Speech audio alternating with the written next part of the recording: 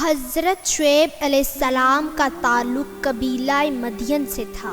ان کا زمانہ حضرت لوط علیہ السلام سے کچھ مدت بعد کا ہے۔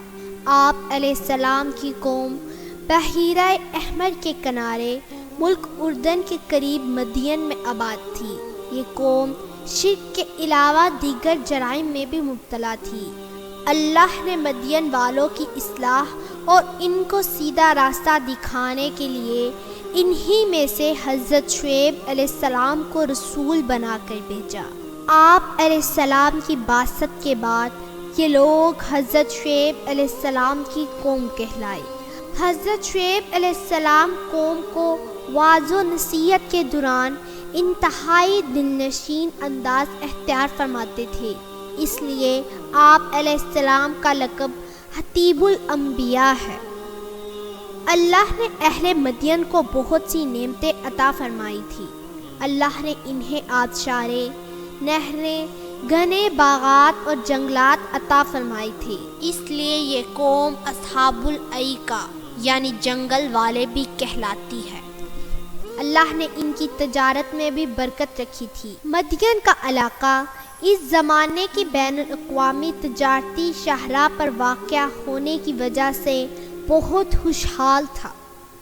اس قوم نے اللہ کا شکر ادا کرنے کی بجائے بہت ناشکری کی اور اللہ کے ساتھ شرک بھی کیا۔ تجارت میں اچھا منافع کمانے کے باوجود ناپ تول میں کمیوں پیشی کرتے تھے، سامان تول کر دیتے ہوئے کمی کرتے اور لیتے ہوئے حق سے زیادہ لینے کی کوشش کرتے تھے۔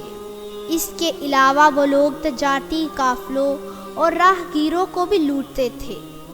حضرت شعیب علیہ السلام کو اپنی قوم کی ان نافرمانیوں پر شدید غم تھا۔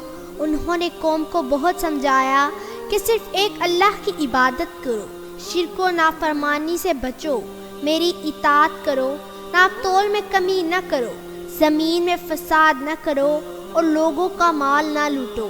آپ علیہ السلام نے انہیں اللہ کا شکر ادا کرنے اور استغفار کرنے کی نصیحت بھی فرمائی۔ گویا حضرت شعیب علیہ السلام نے ہر طرح سے ان کی خیر خواہی کی، انہیں اللہ کی طرف سے حاصل ہونے والی برکت اور خیر یاد دلائی اور تمام برائیوں سے روکا۔ قوم نے حضرت شعیب علیہ السلام کا مذاق اڑایا اور کہا کہ ہم تو سمجھتے تھے کہ تم بڑے سمجھدار ہو، کیا تمہاری نماز تمہیں یہی حکم دیتی ہے کہ ہم ان بتوں کی پوجا چھوڑ دیں جنہیں ہمارے باپ دادا پوجتے آئے ہیں؟ کیا ہم اپنے مالوں میں اپنی مرضی بھی نہ چلائیں؟ حضرت شعیب علیہ السلام نے قوم کو اللہ کے عذاب سے ڈرایا۔ آپ علیہ السلام نے ان سے فرمایا، کہیں ایسا نہ ہو کہ تمہارے برے اعمال کی وجہ سے تم پر بھی ہولناک عذاب آ جائے۔ یاد رکھو، تم سے پہلے حضرت نوح علیہ السلام کی قوم سمود اور لوط علیہ السلام کی قوم پر بھی عذاب آیا تھا۔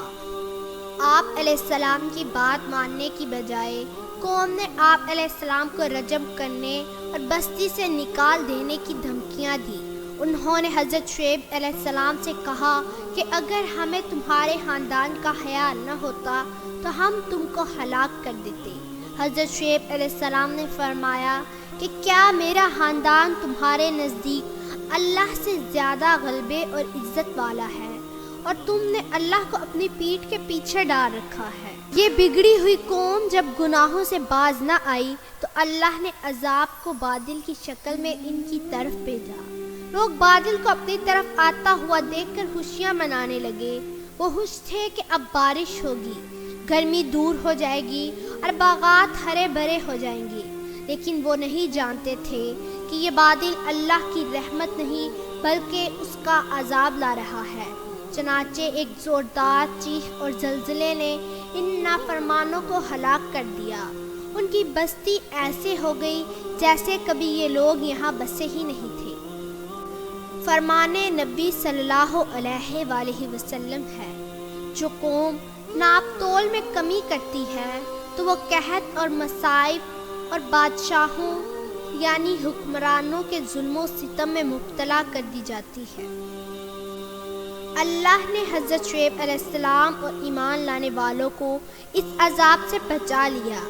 حضرت شعیب علیہ السلام نے اپنی ہلاک شدہ قوم پر یوں اظہار فرمایا کہ اے میری قوم، میں نے تم تک اللہ کے احکامات پہنچا دیے تھے اور اس عذاب سے پہلے ہی تمہیں ڈرا دیا تھا، لیکن تم تو نصیحت کرنے والوں کو پسند ہی نہیں کرتے۔ قبیلہ مدین حضرت ابراہیم علیہ السلام کے بیٹے مدین کی نسل سے تھا، جو آپ علیہ السلام کی بیوی کتورہ سے پیدا ہوئے۔ حضرت ابراہیم علیہ السلام کا یہ خاندان بنی کتورہ کہلاتا ہے۔ جس بستی میں یہ رہتے تھے اس کا نام بھی قبیلے کے نام سے مدین پڑ گیا۔